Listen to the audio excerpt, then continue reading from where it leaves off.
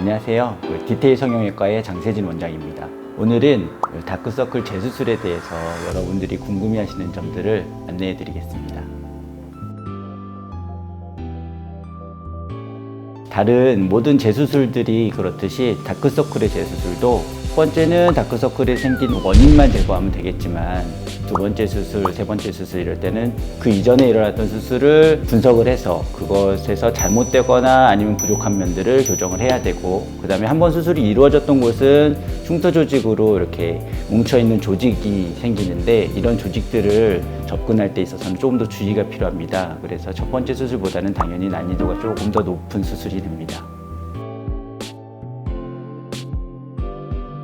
눈 밑에 안화경막이라는 막이 약해지면서 눈 밑에 지방이 튀어나오게 되는데, 그 튀어나오는 지방은 겉에서 보기에는 하나의 덩어리로 보입니다만 보통 안쪽, 중간, 바깥쪽 이 세 개의 주머니로 쌓여 있습니다. 근데 이 주머니 중에 미처 제거하지 않은 주머니가 있거나 아니면 세 개의 주머니를 모두 다 제거를 했다고 하더라도 충분하게 제거되지 않은 부분이 있을 경우, 이럴 때는 좀 빨리 재발되는 원인이 되고요. 또 하나는 이 세 개의 주머니를 충분히 다 제거했다고 하더라도 이미 늘어져 있는 안화경막을 강화시켜주지 않은 그런 수술이 이루어졌을 때는 보통 좀 빠르게 재발이 됩니다. 그래서 결국 눈 밑에 지방의 충분한 제거, 그 다음에 안화경막의 강화, 이 두 가지가 재발을 늦추는 데 가장 중요한 요소입니다. 다크서클 수술을 받고도 재발했을 때 결국 대부분의 경우는 수술적인 치료가 필요한데요. 수술이 제대로 돼서 한 10년, 15년 이상 길게 있다가 재발된 경우에는 이제 다시 돌출된 지방, 꺼진 부분 이런 것을 재배치해 주는 것도 필요하지만 눈밑이나 앞볼의 피부를 당겨 올려주는 리프팅, 지방 이식, 그다음 피부 절제 이런 게 좀 더 복합적으로 들어가는 하안검 성형이 필요하고요. 그렇지 않고 수술한 지 얼마 안 됐는데 다시 재발됐을 때, 이럴 때는 눈 밑에 지방 재배치를 다시 하고 안화경막을 다시 강화시켜주고 지방 이식을 살짝 해주고 하는 이런 3스텝 방법만으로도 충분한 결과를 얻으실 수 있습니다. 재수술이라는 게 결국 무조건 하는 게 아니잖아요. 그래서 문제가 생겨 있거나 아니면 문제가 남아 있는 것만 교정하면 되기 때문에, 예를 들어 한쪽은 효과가 있는데 한쪽은 효과가 없다, 그러면 그쪽만 하는 것도 분명히 가능은 합니다. 근데 대부분의 경우 수술이 한쪽이 잘못되면 반대쪽도 잘못되는 경우가 많아서 보통은 양쪽을 같이 하게 됩니다. 다크서클이라는 문제를 해결하기 위해서 수술을 받은 거라서 그걸 원상복구할 필요는 없겠죠. 근데 결국 원상복구를 원한다는 거는 뭔가 수술이 잘못됐다고 판단을 한 경우인 것 같고, 그런 경우에는 분명히 재수술을 해서 잘못된 점을 찾아내서 그걸 교정하면 훨씬 좋아지실 수 있습니다. 그래서 완전 원상복구는 굳이 필요 없겠죠. 다크서클 수술을 받았다고 시력에 영향이 가면 안 되겠죠.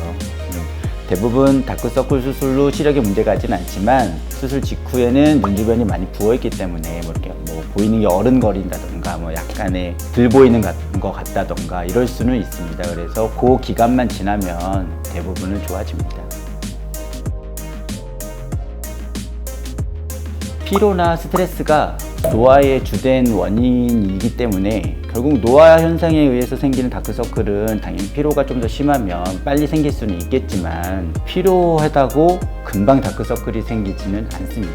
10년, 15년 이상 가야죠. 재수술이 첫 번째 수술보다 조금 더 붓기가 있고 멍이 들고 이런 기간이 길 수는 있는데 1, 2주만 지나면 대부분 그것도 좋아지기 때문에 그 이후에는 바로 효과를 보실 수 있습니다.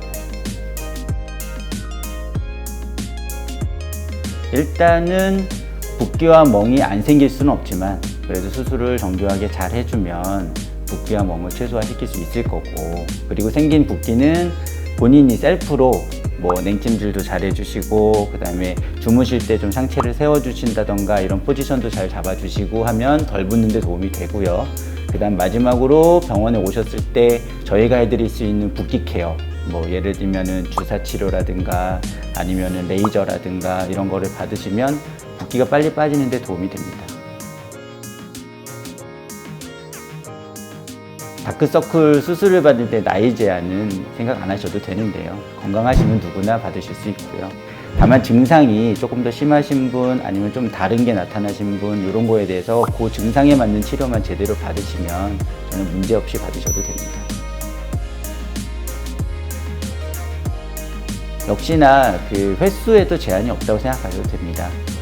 하지만 횟수가 거듭될수록 당연히 수술의 난이도도 조금 더 올라가고 그 다음에 뭐 회복 기간도 조금 더 오래될 수 있고 그건 어쩔 수 없이 받아들여야 될 것 같습니다.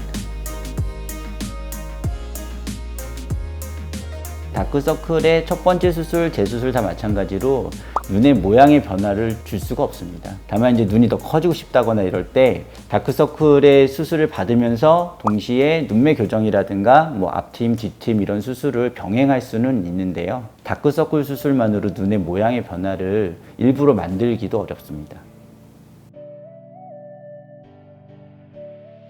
다크서클을 재수술할 때 그 재수술하는 원인 중에 이 눈 밑에 지방이 다시 돌출돼서 생기는 경우가 많기 때문에 돌출된 지방이 대부분은 애교살을 살짝 가려서 애교살이 없어지는 느낌을 주거든요. 그러면 이때 이 지방을 적절하게 잘 제거하는 것만으로도 원래 내 애교살이 드러나서 자연스럽게 애교살이 생기고요.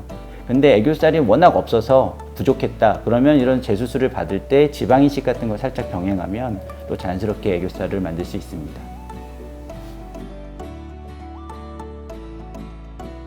다크서클 재수술을 방법에 따라 분명히 다르지만 저희 병원에서 하는 그 3스텝 방법으로 쓰면 흉터가 전혀 밖으로는 드러나는 게 아니기 때문에 흉터 걱정 없습니다. 다만 이제 수술 후에 생기는 붓기나 멍만 조금 걱정하시면 됩니다. 그 모든 수술이 그렇듯이 수술 후에 회복되는 데는 그 조직이 회복되는 시간이 필요하고요. 보통 그 회복 기간을 2개월에서 6개월 정도 지나면 거의 90% 이상 회복된다고 하는데 그렇기 때문에 보통 재수술은 6개월 이후에 하는 게 정석인데요. 조금 급하게 수술을 하고 싶다 이럴 때는 조금 서둘러서 한 2개월만 좀 지나면 어느 정도 수술이 가능해집니다.